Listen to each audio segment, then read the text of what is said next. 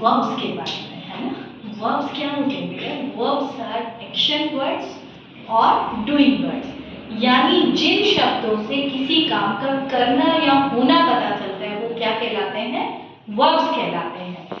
अब वर्ब्स हमारे पास to type से हम वर्ब्स को रिप्रेजेंट करते हैं। कैसे? फर्स्ट है जैसे सिंगिंग है, प्ले, ड्रिंक, ये सब हमें क्या बताते हैं? These words tell us about action done by a noun. ये जो वर्ड्स है ना बेटा, ये क्या बताते हैं कि एक्शन कौन कर रहा है? नाउन कर रहा है, ठीक है। जैसे he is singing, तो गा कौन रहा है? he गा रहा है, ठीक है।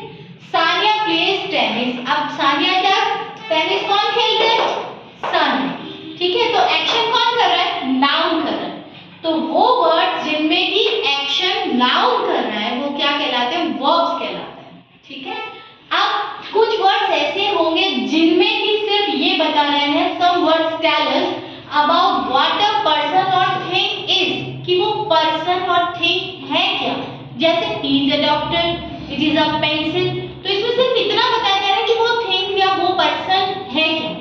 तो वो वर्ड्स बेसिकली क्या कहलाते हैं? स्टॉप बेटा, हेल्पिंग वर्ब्स कहलाते हैं। जैसे is, am, are, was, were, had, has, have, will, shall, ठीक है।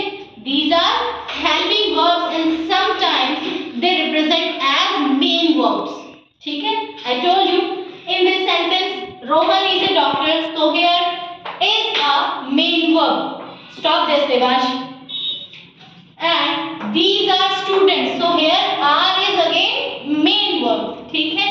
अब अगर आपको यूज करना है इन हेल्पिंग वर्ब्स को, तो उनका यूज करने का मेथड क्या है? किन शब्दों के साथ, किन वर्ड्स के साथ आप कौन सी वाली हेल्पिंग वर्ब्स यूज करेंगे?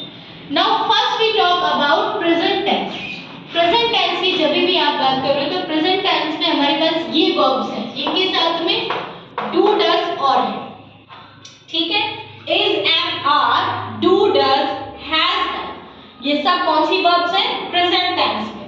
अब प्रेजेंट टेंस में जब भी आप सिंगुलर नाउन की, सिंगुलर सब्जेक्ट की बात करेंगे तो आप कौन सी वर्ब्स यूज करेंगे? is और has, ठीक है। और इसके साथ में does भी आ जाएगा। ये अभी आपको ये ध्यान रखना है कि किसके साथ क्या आएगा। क्या आएगा बेटा? is, has और does किसके साथ आएगा? ये सिंगुलर के साथ, ठीक है। प्लूरल के साथ में क्या आएगा?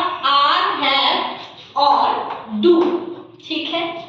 I के साथ में क्या आएगा? am आएगा, have आएगा और do आएगा। अब प्रेजेंट टेंस कौन सा होता है वो आपको पता है, जो चीजें वर्तमान में हो रही है या होती हैं, ठीक है। कॉन्सेप्ट समझ में आ गया प्रेजेंट टेंस का। नाउ अब हम पास्ट टेंस की बात करते हैं, जो कि भूतकाल में हो चुकी थी, ठीक है, या हुई थी। तो तब आपके पास क्या आ जाएगा? was, were, had और did, ठीक है। अब सिंगुलर सब्जेक्ट्स के साथ में क्या आएगा? was आएगा और had आएगा और did तो सबके साथ ही आएगा, ठीक है। आपको हम बता चुके हैं did क्वेश्चन में यूज होता है, do does भी क्वेश्चन में यूज होता है ना। Sometime do does main verb के रूप में भी यूज होता है, but whenever you want to make a question then you use do, does and did, ठीक है। नाउ प्लूरल अगर हो पास्ट में तो आप क्या यूज करोगे? were और had, ठीक है। I के साथ आप क्या यूज करोगे? was, had और did तो सब में ही आएगा, ठीक है। Now future tense. Future tense I और फ्यूचर टेंस में दो वर्ब्स हैं आपकी, will और shall, ठीक है। I के साथ क्या यूज करोगे? I और will के साथ shall, बाकी सबके साथ will, ठीक है। अब हम एक सेंटेंस से समझते हैं, जैसे they going to temple, ठीक है। वो कहाँ जा रहे हैं बेटा? टेंपल। अब यहाँ देखो मैंने आपको टेंस नहीं बताया, टेंस नहीं समझ में आ रहा। जब आपको टेंस गिवन नहीं है तो क्या होगा? Present tense. तो अब यहाँ दे के साथ आप क्या यूज करोगे? Tell me. are, very good, because it is plural. If I say they are going to temple तो ये आपका प्रेजेंट टेंस हो गया। अब मान लीजिए मैंने यहाँ पे लिखा दिया yesterday, तो जब मैं yesterday की बात करूंगी तो बताइए यहाँ पे क्या आएगा फिर? was, because they तो प्लूरल है ना बेटा, तो they were going to temple yesterday,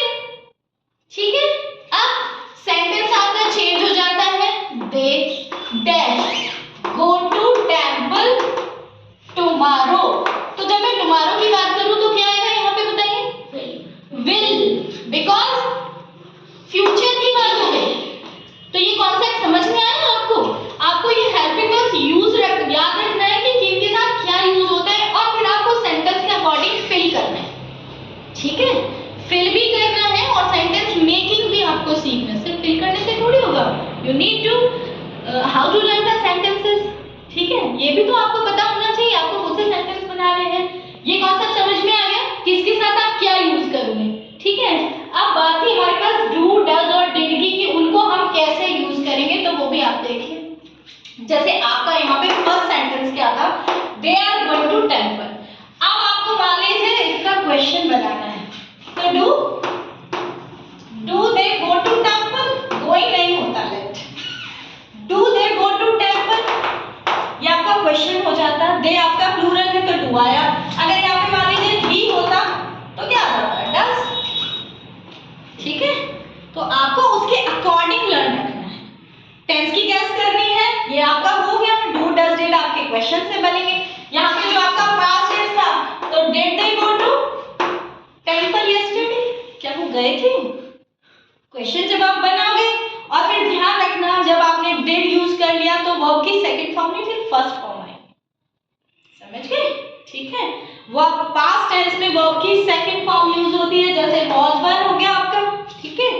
और अगर मान लीजिए कंटिन्यूअस की आप बात करें, पास्ट कंटिन्यूअस, तो पास्ट कंटिन्यूअस का स्ट्रक्चर हम बता चुके हैं ना। जैसे दे वर गोइंग टू टेंपल, तो वाज वन प्लस जीनेट तो लगाना ही है। कंटिन्यूअस में तो जब भी आप लगाएंगे आईएनजी, और सिंपल सेंटेंस होता मतलब दे वेंट हो जाता, दे वेंट टेंपल यस्टरडे, वो टेंपल गए थे, ठीक है? अब वर गोइंग तो हो गया, वो जा रहे थे, कल वो टेंपल जा रहे थे, कॉन्सेप्ट भी बदल गया। जब भी आईएनजी की बात हो तो रहा रहे हो जाता है। अब पास्ट है तो रहा थे, रहे थे, ठीक है? प्रेजेंट है तो रहे हैं, रहा है। समझ गए? सारी चीजों का कॉन्सेप्ट आपको पता होना चाहिए कि प्रेजेंट में आप क्या यूज करते हैं, पास्ट में क्या यूज करते हो। ये सारा you need to learn all the words, understood? और according to this you can fill in your sentences. आप आराम से फिल कर लोगे, बस आपको ये लर्न ही रखना है। दो चीज गैस करनी है। सबसे पहले तो आपको सब्जेक्ट देखना है कि सब्जेक्ट कौन सा है, सिंगुलर है या प्लूरल है। जैसे ही आपको सब्जेक्ट गैस हो जाए, फिर आपको टेंस देखना है, फिर बस इनमें से आप फिल कर दीजिए। समझ गए? ठीक है?